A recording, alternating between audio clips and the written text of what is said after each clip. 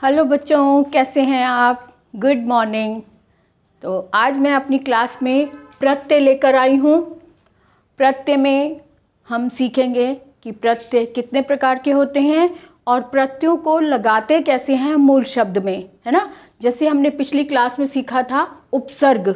उपसर्ग कितने होते हैं और कैसे लगते हैं और उन्हें अलग कैसे किया जाता है, बिल्कुल वैसे ही यहाँ पर आज हम प्रत्यय सीखेंगे।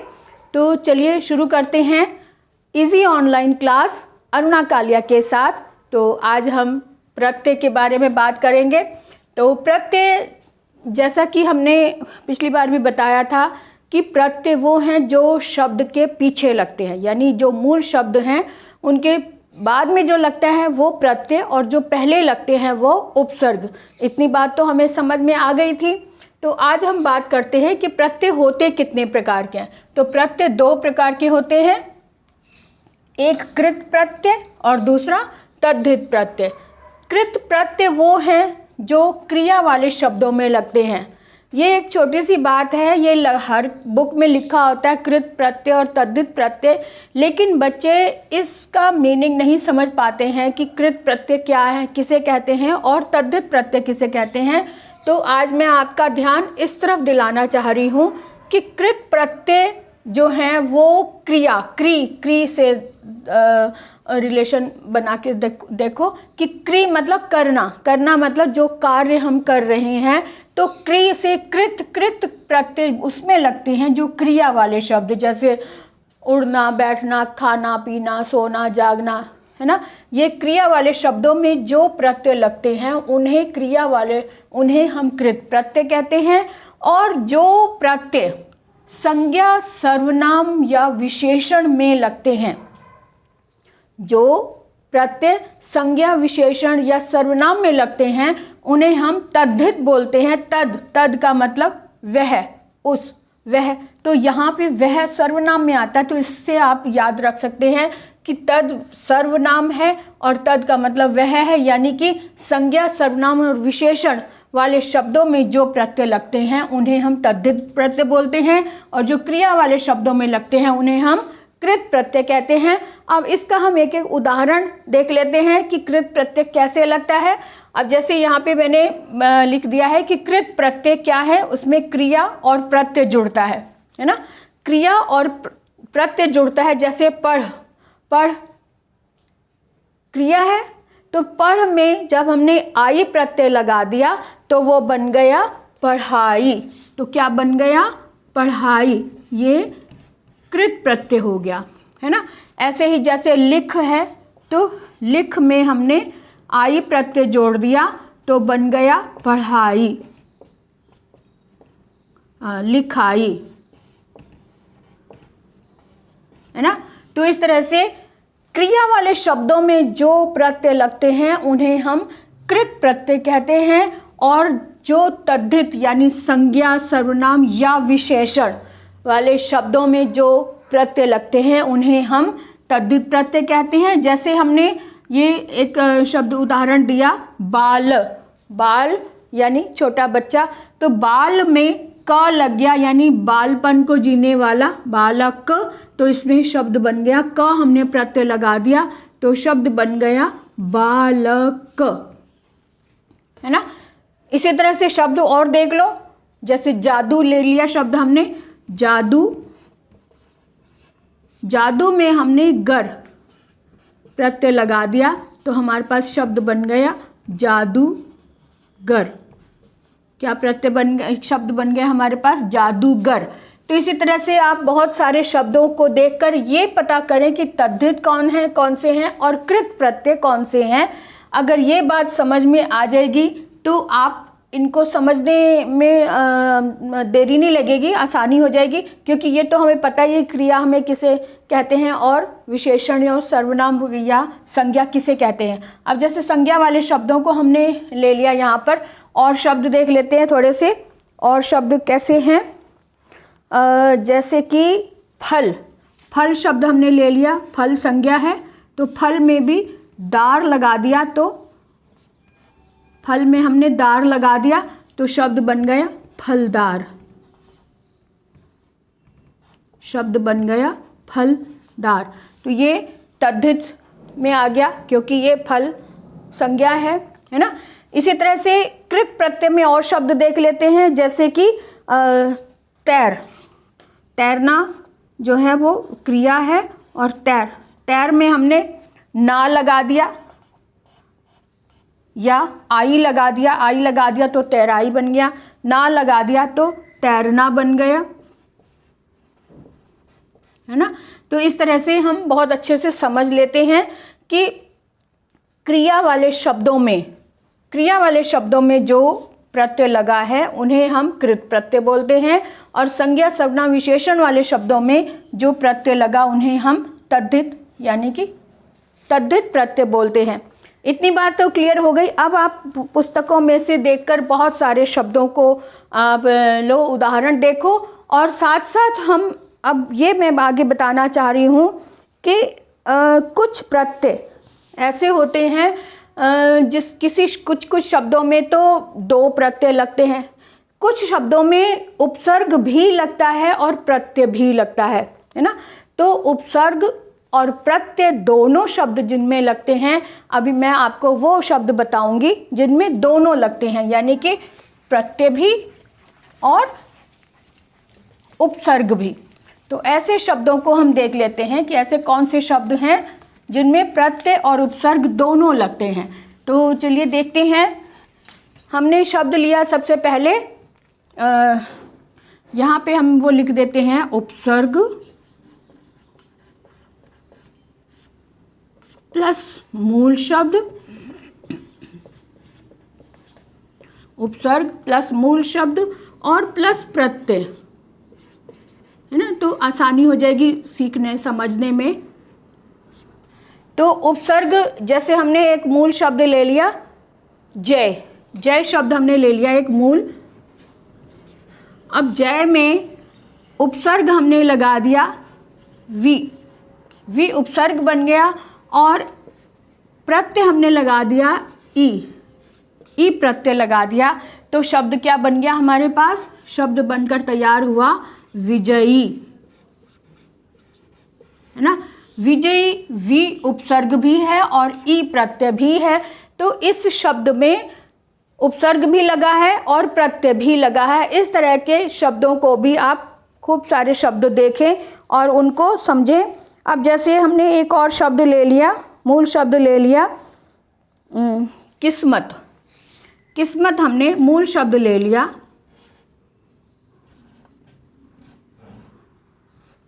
किस्मत, है ना। अब किस्मत में अगर हम उपसर्ग लगाएं कोई, किस्मत क्योंकि उर्दू का है तो उर्दू का ही उपसर्ग लगेगा। जैसे हमने खुश उपसर्ग ले लिया और किस्मत और प्रत्यय ले लिया हमने ई, तो क्या शब्द बन गया? खुशकिस्मती, या फिर खुशकिस्मती भी कह सकते हैं, या फिर क्या कह सकते हैं, हाँ खुशकिस्मती, खुशकिस्मती।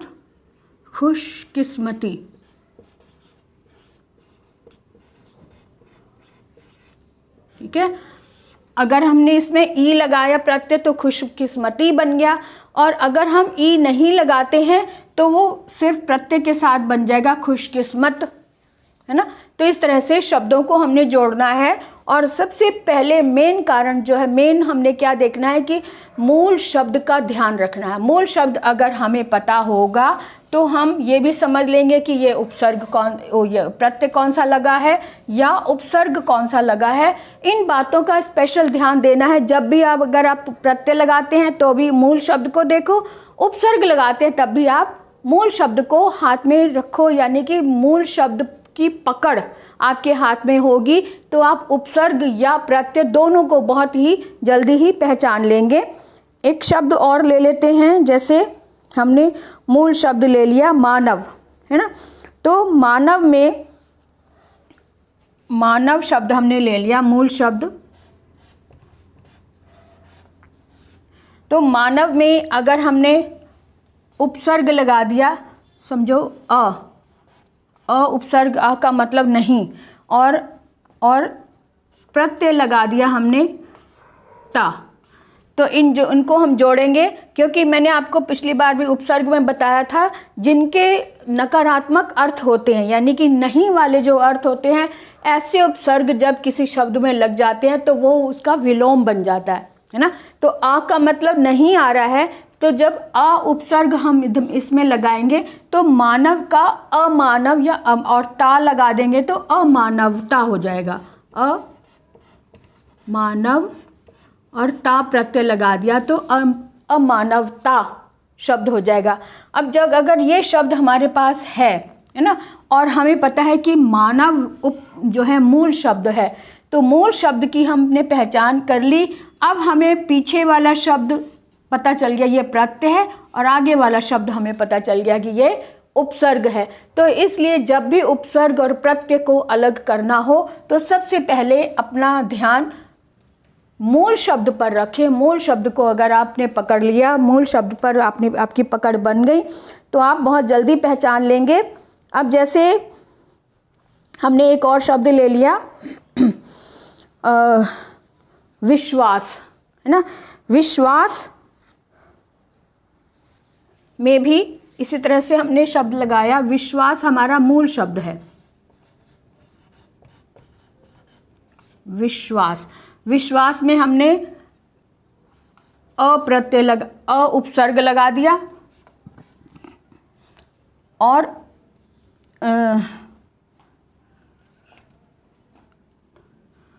यहाँ पर अविश्वास हो गया, और इसके साथ हमने इसमें प्रत्यय लगा दिया ई लगा दिया। आसान वाले सबसे पहले बता रही हूँ मैं। ई प्रत्यय लगा दिया तो हमारे पास शब्द बन गया अविश्वासी, है ना। अ लग गया, इसका मतलब ये भी इसका विलोम बन गया अविश्वासी। और अगर हम इसमें कोई दूसरा प्रत्यय लगा दें, नियता, विश्वसनीयता बन जाता है। विश्वास और नियता बन गया तो विश्वसनीयता बन गया। इस तरह से ऐसे ही और शब्द ले लेते हैं, जैसे फल, एक सार्थक शब्द बना कर देखते हैं। फल हमने मूल शब्द हमारे पास है फल। अब इसमें अगर हम सार्थक शब्द ले लें यानी कि सकारात्मक शब्द ले लें तो स लगा दिया, स उपसर्ग लग गया और प्रत्यय लग गया हमारे पास ता प्रत्यय लग गया। तो स, फल और ता ये सकारात्मक अर्थ देने वाला, क्योंकि सा उपसर्ग जो है, सा का मतलब है सहित। तो ऐसे अर्थ वाले शब्द जब बनते हैं तो वो भी पूरा शब्द ही सकारात्मक अर्थ देने वाला बन जाता है। तो स, फल और ता, सफलता, ये हमारे पास शब्द बनकर तैयार हो गया। ठीक है, तो इस तरह से हम उपसर्ग और प्रत्यय दोनों का मिश्रण इस तरह से देख सकते हैं। ठीक है, अब हम देखते हैं कि कुछ शब्दों में दो प्रत्यय होते हैं। वो कैसे होते हैं उसको भी हम एक बार नज़र मार लेते हैं कि वो कैसे। इससे पहले आप ये वाले उदाहरण खूब सारे तैयार करें, अपने पास नोट करके रखें, लिस्ट बनाएं कि उपसर्ग और प्रत्यय वाले शब्दों को आपने कैसे जोड़ना है और उनमें से बने हुए शब्दों में से हमने मूल शब्द को कैसे अलग करना है। अब मैं बात करती हूँ कि जिसमें दो प्रत्यय लगते हैं। ठीक है, मूल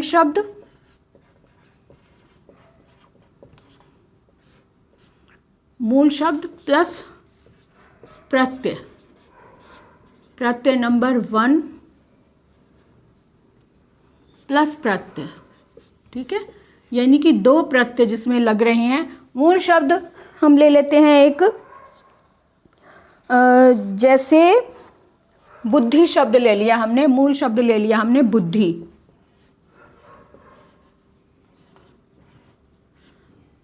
बुद्धि में दो प्रत्यय कैसे लगेंगे, एक हमने ले लिया मान, एक मान प्रत्यय हो गया और दूसरा प्रत्यय हो गया ई। दो प्रत्यय हो गए मान और ई। अब इनको जोड़ेंगे तो बुद्धि, अगर मान लगाएंगे तो बुद्धि मान हो गया, बुद्धिमान। और अगर ई भी जोड़ देंगे तो क्या बन जाएगा, बुद्धिमानी। ये बुद्धिमानी, ये बुद्धि मूल शब्द है, ये तो क्लियर दिखाई दे रहा है। बुद्धि और अलग करेंगे तो मान, मान में ई लगा है तो ई प्रत्यय भी हो गया, मान भी हो गया, दो प्रत्यय हो गए तो बुद्धिमानी शब्द बन गया दो प्रत्ययों के साथ। ऐसी और उदाहरण ले लेते हैं, जैसे हमने शब्द ले लिया भारत। भारत, भारत में भी हम दो शब्द दो प्रत्यय लगा लेंगे। कैसे, जैसे हमने ले लिया एक प्रत्यय ले लिया हमने ई लगाया तो भारतीय बन गया। और अगर हमने ता प्रत्यय एक और ले लिया तो हमारे पास शब्द बन गया भारतीयता। क्या बन गया, भारतीय और ता, भारतीयता। अब ये शब्द बन गया। अगर हम ता नहीं भी लगाते हैं तो भारतीय शब्द बन गया, ये भी एक तैयार है।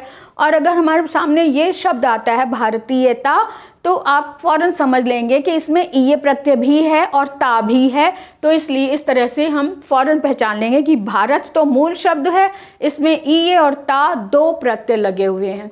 ठीक है, तो सबसे पहले हमें क्या देखना है कि मूल शब्द को हाथ में रखना है। मूल शब्द सबसे पहले ढूंढो कि कौन सा है, तो आप फौरन पहचान लेंगे कि दो प्रत्यय हैं, उपसर्ग और प्रत्यय दोनों हैं, या फिर एक प्रत्यय लगा है। तो सबसे पहले हमें समझना है कि मूल शब्द क्या है। इस तरह से और शब्द ले लेते हैं, जैसे कि हमने ले लिया धर्म, है ना। धर्म शब्द हमने मूल ले लिया, धर्म हमारे पास मूल शब्द है। अब धर्म शब्द में हमने इक प्रत्यय लगा दिया तो धार्मिक बन गया। और अगर हम इसमें ता लगा देते हैं तो धार्मिकता शब्द बन गया। धर्म से धार्मिक, धर्म से धार्मिक और ता और लगा दिया तो धार्मिकता। इस तरह से दो प्रत्ययों के साथ ये शब्द बनते हैं, है ना। अब मैं आपको ये बताना चाह रही हूँ कि ये तो हमने सीखा कि मूल शब्द में हमने प्रत्यय कैसे लगाने हैं। और अगर हमारे पास हमारे पास प्रश्न ऐसा आता है कि शब्द दिया हुआ है हमें, अब उसमें से हमें प्रत्यय अलग करना है या उपसर्ग अलग करना है। शब्द दे दिया हमें, आप बताइए कि इसमें से उपसर्ग है तो उपसर्ग कौन सा है, प्रत्यय है तो प्रत्यय कौन सा है। यानी मूल शब्द, उपसर्ग और प्रत्यय को अलग कीजिए। ऐसे प्रश्न भी आते हैं, तो ऐसे प्रश्नों से हम कैसे देखेंगे कि कौन सा शब्द है। जैसे हमने शब्द ले लिया अकेलापन, है ना। अकेलापन हमने शब्द ले लिया। अब हमें पता है कि इसमें मूल शब्द जो है वो, सबसे पहले हमें मूल शब्द को अलग करना है। मूल शब्द प्लस प्रत्यय, अकेला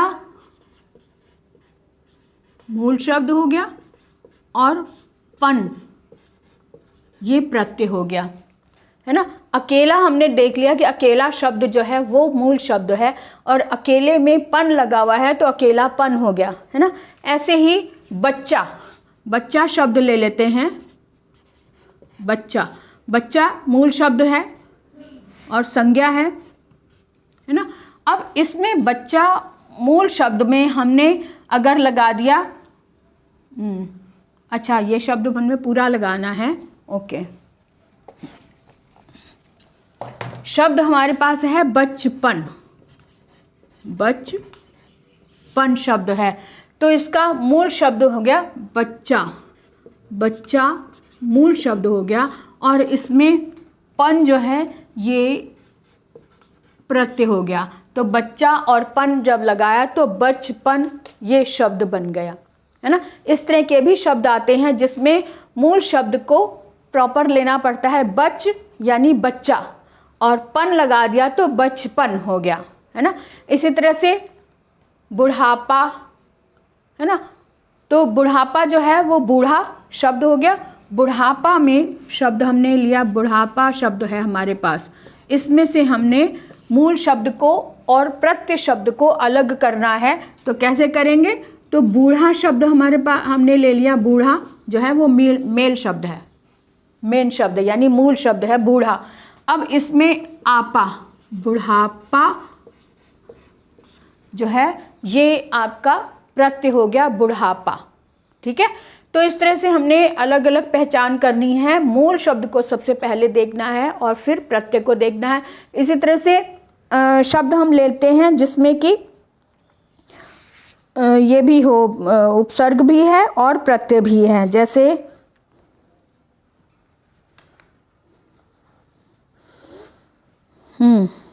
जैसे शब्द हमारे पास है अनेकता। अनेकता शब्द है हमारे पास है। अनेकता में हमें प्रत्यय भी लगा हुआ है, दिख रहा है, और इसमें प्रत्यय भी है और उपसर्ग भी है। तो अनेकता में हमने कैसे पहचानना है कि मूल शब्द हमारे पास इसमें है एक मूल शब्द है और इसमें ता जो पीछे लगता है वो प्रत्यय होता है। तो ता इसमें प्रत्यय है। तो उपसर्ग क्या होगा इसमें? उपसर्ग इसमें होगा अन। अन में अन, एक और ता। तो अन में ए लगा तो अनेक, ये मात्रा इसके अंदर लग जाएगी। तो अनेक और ता बन जाएगा अनेकता। अन जो है वो इसका उपसर्ग हो जाएगा अनेकता। ठीक है, इसी तरह से हमारे पास शब्द है विश्वास।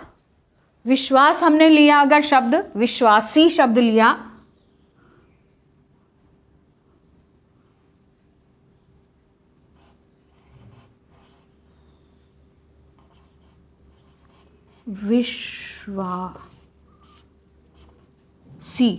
विश्वासी शब्द अगर हम लेते हैं और इसमें अगर हम कहें कि इसमें अ उपसर्ग लगा हुआ है, इसमें अविश्वासी शब्द अगर हम लेते हैं तो इसमें हम क्या, सबसे पहले हम उपसर्ग को अलग करेंगे अ, और विश्वास ये मूल शब्द हो गया। तो विश्वास मूल शब्द और प्लस ई प्रत्यय हो गया। और ये इस तरह से अविश्वासी, ये हमारे पास उपसर्ग प्लस प्रत्यय लगाकर हमारे पास शब्द बना अविश्वासी। तो इस तरह से आप इसके लिए बहुत अच्छे से प्रैक्टिस करें, शब्दों को ढूंढें, उपसर्ग वाले शब्दों को भी ढूंढें, प्रत्यय वाले शब्दों को भी ढूंढें, दो प्रत्ययों वाले शब्दों को भी ढूंढें, और साथ में उपसर्ग और प्रत्यय जिनमें लगे हुए हैं वो भी शब्दों को ढूंढकर लिस्ट बनाएं और लिस्ट बनाकर उनमें से छांटें भी। दोनों तरह से अभ्यास करें। एक तो ये वाले शब्द ले लिया, इनसे शब्द बनाना, और बने हुए शब्द में से उपसर्ग और प्रत्यय को अलग करना। इस तरह के आप शब्द बनाएंगे। इसमें बहुत प्रैक्टिस की ज़रूरत है। और अगर इसमें आपको परेशानी है कि कुछ समझ नहीं आ रहा तो आप कमेंट बॉक्स में लिखकर प्रश्न ज़रूर पूछें। और अगर आप पहली बार देख रहे हैं तो सब्सक्राइब करें, ऑल पर जाएं और जो है बेल पर जाकर ऑल पर टच करें। और साथ में अगर आपको लगता है कि ये यूज़फुल है, लाभदायक है, आगे और बच्चों तक पहुंचाना चाहिए, तो आप शेयर करें और साथ में लाइक भी करें।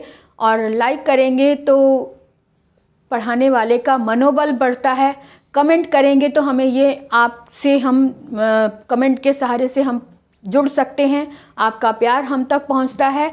तो ये ज़रूर दो काम करें, लाइक करें, कमेंट करें। और अगर प्रश्न है, अगर आप अपनी तरफ से कोई टॉपिक ऐसा पूछना चाहते हैं जो मैंने अभी तक नहीं बताया है तो आप ज़रूर पूछें, ताकि मैं नया वीडियो आपके अकॉर्डिंग लेकर आऊँ। ठीक है, तो अगले वीडियो तक के लिए हम इंतज़ार करते हैं। तो ओके, बाय बाय।